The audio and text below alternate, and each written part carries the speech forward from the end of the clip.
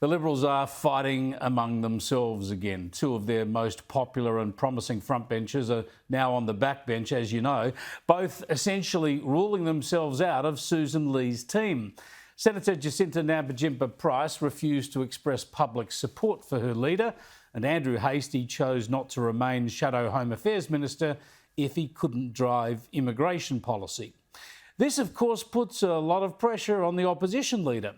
What sort of a team is she leading if two shining stars don't want to be part of it? But of course, the tensions run far deeper than personalities and leadership authority. Lee is a moderate. The two former backbenchers are conservative. And the two backbenchers now, former frontbenchers, are conservative. And the party is fracturing, of course, along familiar lines. Hastie had already declared he would not abide the party sticking with its net zero by 2050 policy, effectively jumping the gun on this debate despite the policy being under review. And sure enough, there was backgrounding against him in the media today with claims that Peter Dutton blames Hastie for some of the coalition's woes in the election campaign. And now moderate MPs like Andrew Bragg are out in the media defending net zero and seemingly accusing some politicians of blaming the housing crisis on migrants rather than on Labor's reckless migration policies. I've got to say, I haven't heard anyone blaming migrants. It's the government's job to decide the numbers of migrants, and it's the numbers that have been criticised, not the migrants. Anyway, the point is that these are crucial policy areas, vital for voters. And not only does the opposition not have policies on them, but it's divided on them.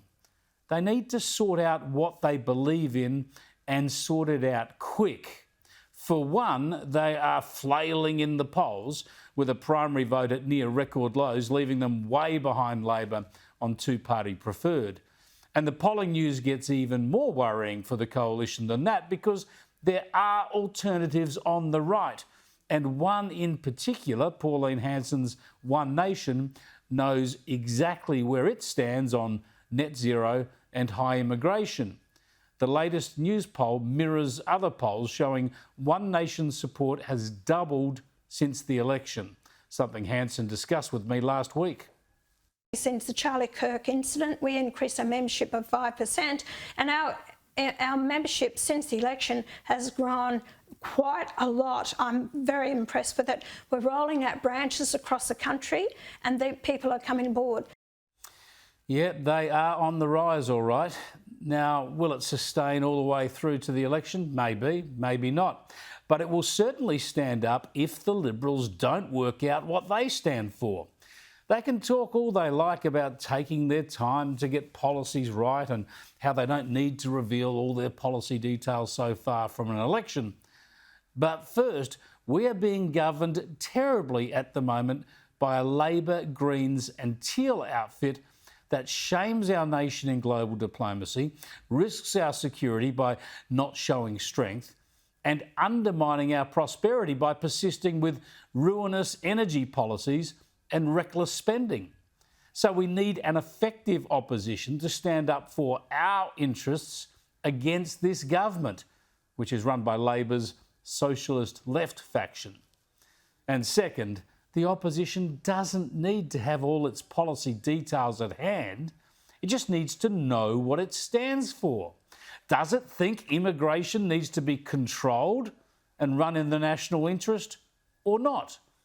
Does it accept that net zero is impossible to achieve, is costing us dearly now, and will have no impact at all on the global climate? Or does it think otherwise? Stop trying to deliver policies designed by focus groups and start telling us what you stand for. And then stand up for those values.